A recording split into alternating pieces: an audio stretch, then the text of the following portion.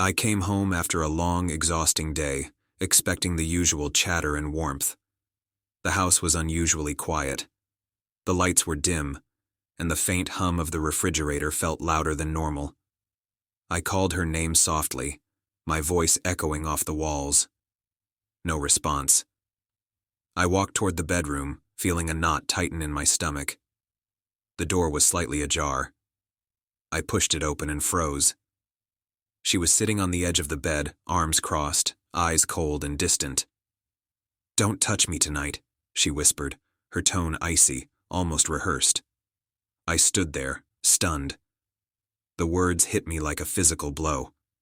I felt a rush of hurt, confusion, disbelief, and a tinge of anger. But beneath it all, clarity began to settle in. This wasn't a one-time remark. This was her state of mind, her distance, her decision. She had already left emotionally. I didn't argue. I didn't shout. I didn't beg.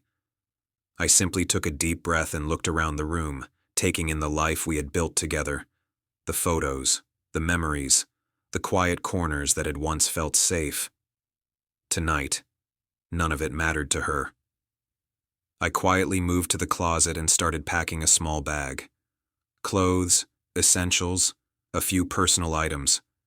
I moved methodically, calmly, letting every movement reflect my decision rather than my pain. Once packed, I walked to the bedside table. I left a small envelope, a photograph of a happier time, and my wedding ring. Inside the envelope, a single line. Goodbye. I paused at the door, one last look at the room that had become a cage rather than a home. I opened it slowly and stepped out, closing it softly behind me. The hallway echoed my footsteps, but I felt lighter than I had in years. Outside, the night air was cool against my face. I walked to my car, each step deliberate, each breath steady. I didn't look back. I didn't need to. My exit was final, my decision absolute. I didn't check my phone immediately.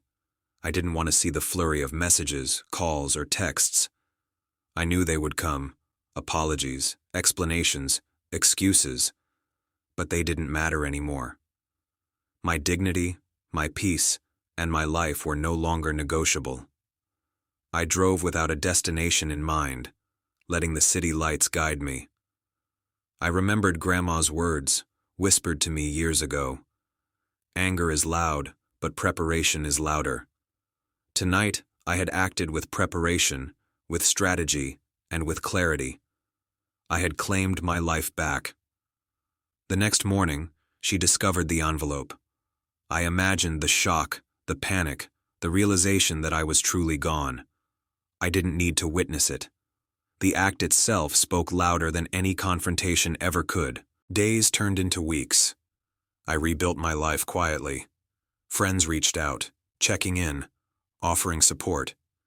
Work became my refuge, my focus, my source of pride. I reconnected with passions I had neglected, rediscovered routines that reminded me of my worth, and surrounded myself with people who valued me. I never reached out. I never gave her a chance to explain or plead. My presence, my absence, my choices, they all became a mirror reflecting the truth she refused to see. Months later, I sat in my favorite cafe, sunlight streaming across the table, a cup of coffee warming my hands. I realized I had survived betrayal, emotional neglect, and abandonment, not with confrontation, not with anger, but with quiet dignity. I had whispered goodbye, but the echo of that act resonated louder than any words I could have spoken. Because sometimes the most powerful revenge isn't destruction. It's survival, it's peace, it's reclaiming the life someone tried to take.